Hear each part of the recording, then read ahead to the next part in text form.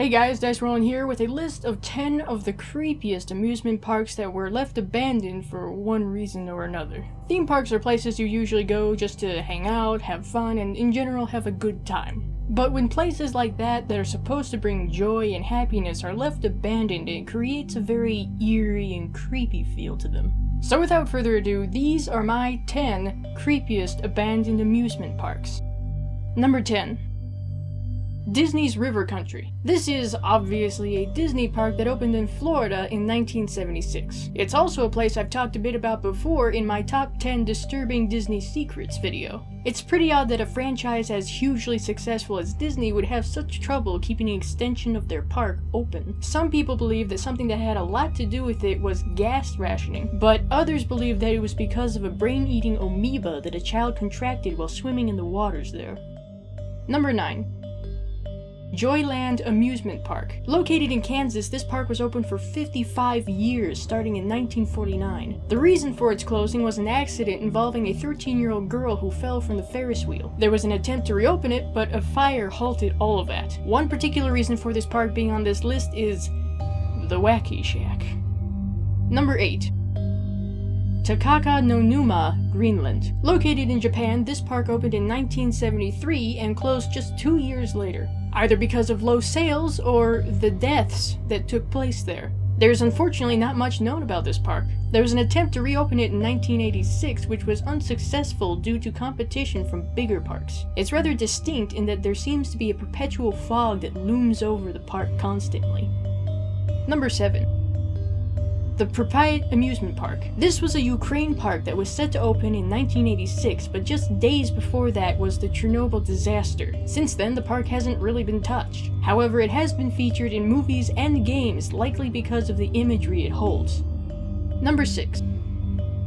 New Orleans Six Flags. It's no surprise to anyone that there's a Six Flags pretty much everywhere in the US. However, this park, which opened in 2000, was one of the many casualties of Hurricane Katrina. So in that way, it stands as an eerie reminder of what natural disasters can leave behind. Number 5. Spri Park. This is a German park built in 1969 and features rusting Ferris wheels, a graffiti-covered T-Rex, and sinking swan boats. It closed because of the owner being unable to pay the money he owed. Creepy factor? Cars with faces. Number 4. Land of Oz. This is a North Carolina park that was opened in 1970 and was designed to bring the actual story of Dorothy to life.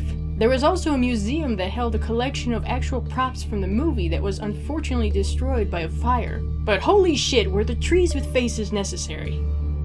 Number 3. Gullivers Kingdom. Located in Japan, this park was opened in 1997. One of its most prominent features is a giant statue of Gulliver himself after being tied to the ground. It's not like it looks like a huge body lying there or anything. The park also borders the infamous Suicide Forest as a bonus eerie factor. Number 2.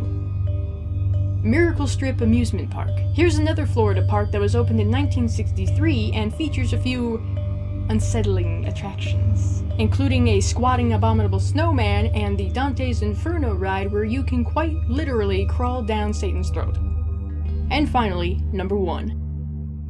Aqualand. Located in South Korea, it's unclear when exactly this park opened, but it was closed in 1999 after several fatal accidents, with the last known incident involving a girl who fell to her death from a ride. In general, the appearance of the rides here combined with the history of the place make for a very disturbing park. And that was my list of 10 of the creepiest abandoned amusement parks. I hope you enjoyed this video. If you did, give it a like to let me know. Also, don't forget to leave a comment down below. Do you agree with this list? And what are some abandoned amusement parks that send chills up your spine? Also, don't forget to share this video to help the channel grow and subscribe for more videos like this. See you later. It's back. Now, the reason why they called it the Mangler is because the killer laundry press just didn't hold the same terror. Based on a short story by Stephen King, this is a 1995 South African and Australian film directed by Toby Hooper. And yes, it's quite literally about a killer laundry press. But we're gonna take this a step further and say it's possessed by a demon. So naturally, the characters